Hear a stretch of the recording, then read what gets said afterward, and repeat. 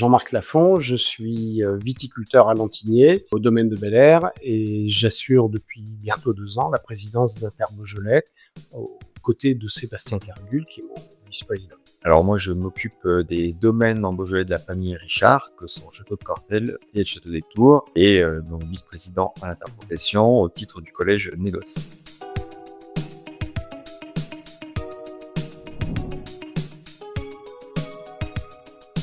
C'est quoi une interprofession? Une interprofession, en fait, c'est une organisation qui rassemble à la fois les viticulteurs et les négociants. C'est-à-dire d'un côté les viticulteurs qui produisent les vins du Beaujolais et les négociants qui les commercialisent afin de réfléchir et de travailler ensemble aux meilleurs moyens de communiquer et de promouvoir nos vins aussi bien en France qu'à l'international.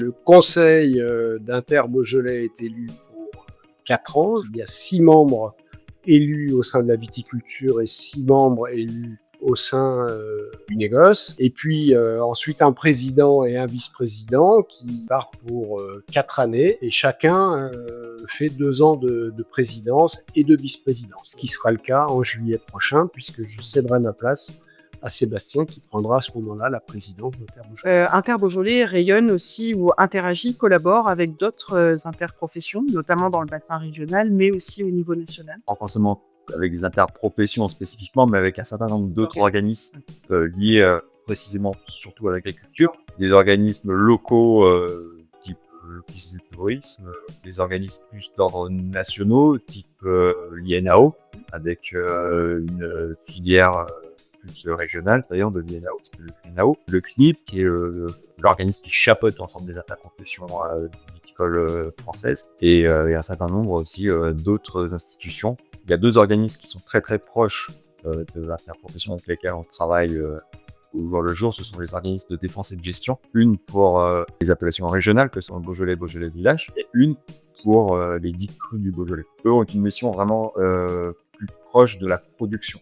Sur le financement, en un mot, de l'interprofession? Une cotisation qui est partagée entre ceux qui vendent, c'est-à-dire les négociants ou les viticulteurs qui assurent eux-mêmes la commercialisation de leurs vins. Et puis l'autre moitié est financée par la partie viticole qui produit. C'est un petit peu moins de 4 millions d'euros de budget annuel. Pour continuer à placer le cadre, quelles sont les spécificités du vignoble, des 12 appellations dont les 10 crus? Comment se positionne le vignoble du Beaujolais aujourd'hui? Le vignoble du Beaujolais aujourd'hui, c'est 12 500 hectares qui sont répartis en gros pour moitié sur les appellations régionales Beaujolais et Beaujolais-Village, pour moitié sur les crus du Beaujolais, les 10 crus du Beaujolais. Une originalité, celle de produire essentiellement des vins rouges, on va dire à 95%, autour d'un seul cépage qui est le Gamay. Le reste, c'est 4% de blanc issu de Chardonnay, peut-être 1%, peut-être 2% de rosé, mais ça reste anecdotique, en sachant toutefois que la production de Chardonnay autour des Beaujolais blancs est en forte croissance. On a coutume de dire que dans le Beaujolais, il y a une mosaïque de terroirs, une mosaïque de 300 terroirs différents.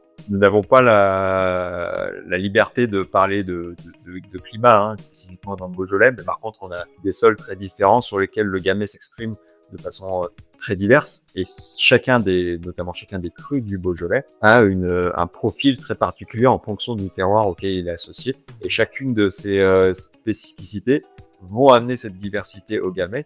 En commençant peut-être par la Sicarex, est-ce que vous voulez nous parler très spécifiquement des missions d'Inter Beaujolais, justement par rapport aux vignobles et à la mise en promotion et en valorisation des vignobles du Beaujolais? Une des premières missions, effectivement, c'est la recherche et le développement. Donc, nous, Inter Beaujolais, nous sommes présents en étant actionnaire majoritaire de la Sicarex. On doit parler de réemploi du verre, on doit parler de bilan carbone, on doit parler de tous ces sujets-là qui sont très larges pour avoir on va dire ce petit coup d'avance par rapport à nos concurrents. Canopée, c'est effectivement un projet technique qui est porté sur la prémultiplication des plants de vigne dans une serre que nous avons construite en Champagne. C'est un investissement de près de 8 millions d'euros qui a été réalisé. Donc, on se doit d'avoir des plants les plus sains possibles pour protéger notre matériel végétal de l'eau. Il y a un deuxième point essentiel qui est la promotion et la communication. Pour bien comprendre les marchés en termes financiers de flux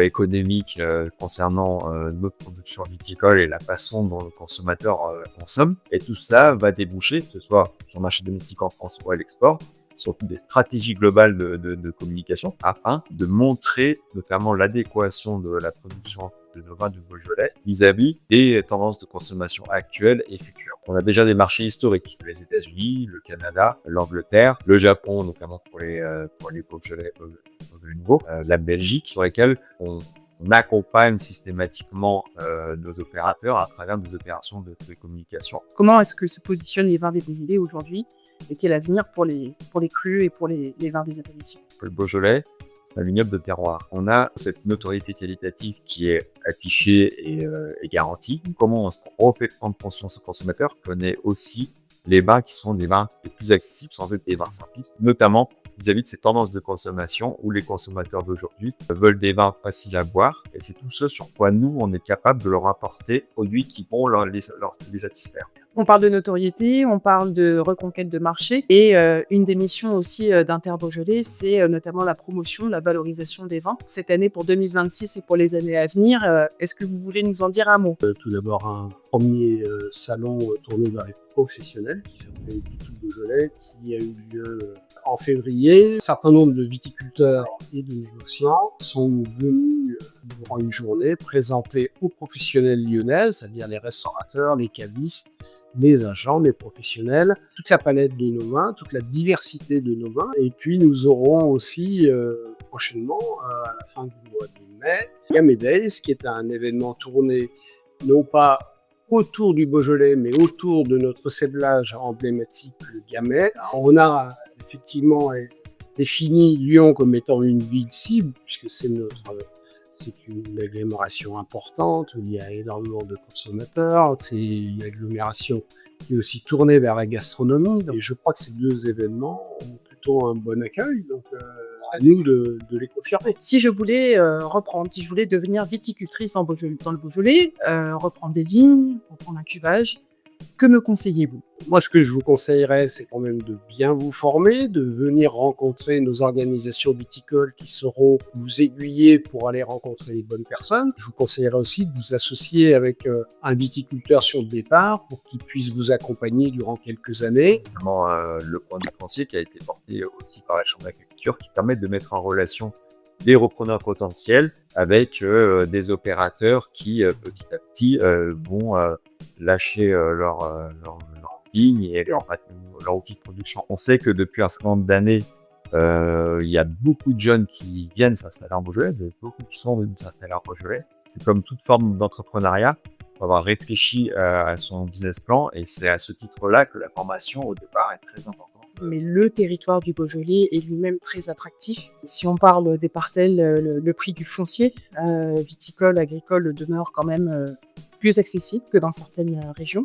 Tous les arguments sont proposés sur ce territoire pour venir s'y installer. Oui, ce territoire a énormément d'atouts. Alors, je crois que nous viticulteurs, on doit aussi s'associer à ce développement, notamment au développement touristique, parce que le tourisme se développe, que la restauration se développe, que l'hébergement puisse se développer. Ça sera demain un élément clé de la réussite du vignoble.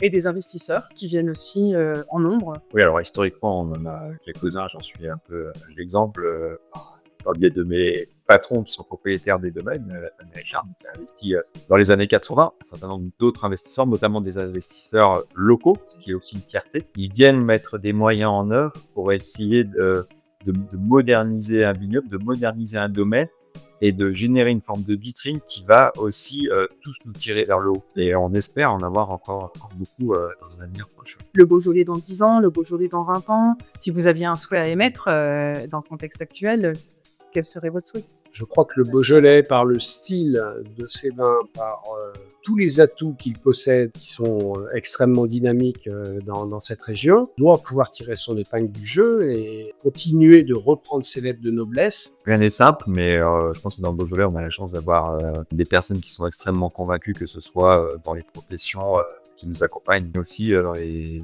pouvoirs publics. Donc on a cette forme d'homogénéité dans la réflexion qui amène un élan peut rester optimiste. Merci, messieurs. Merci. Merci beaucoup.